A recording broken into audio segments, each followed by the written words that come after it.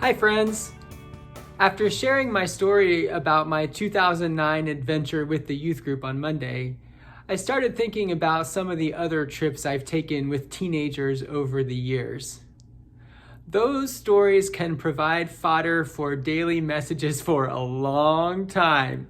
But don't worry, I'll spread them out so you don't get tired of hearing about them. I was specifically thinking about the trip I took with the Centenary Youth in 2017. It was my first trip with my Centenary family, and we teamed up with the Lewis Center United Methodist Church and went to Crown Point, New Mexico to serve on the Navajo Reservation. Now, Centenary folks, you may remember this is the trip of the infamous paint spill in the back of the rental van. That's a story all in itself, but not the one I want to share with you today.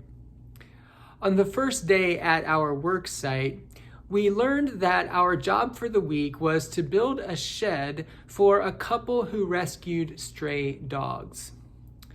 The supplies that they needed for the rescue were taking up their entire garage, and so they needed a better storage solution.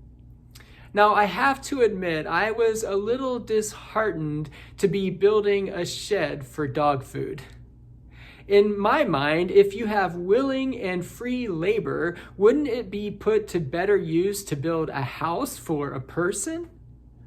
But to keep my attitude in check, I reiterated in my mind what we always remind our team and ourselves while we're on these trips, and that is that we are here to show God's love by serving in whatever way is most helpful.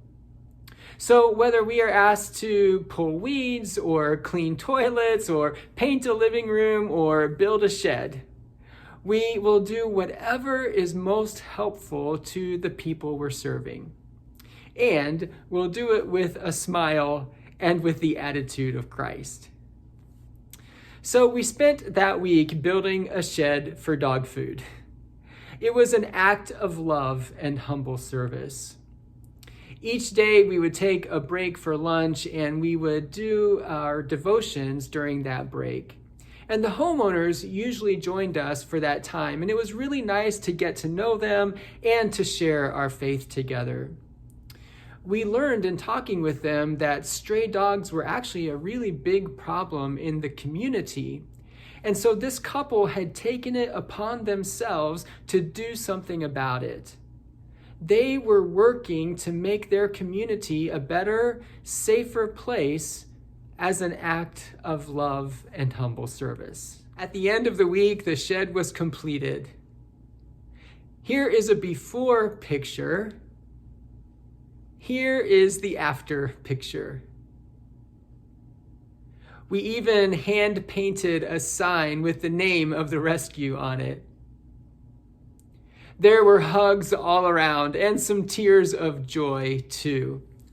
The couple said over and over what a big help the shed would be to their mission, which affirmed to us that our mission was completed.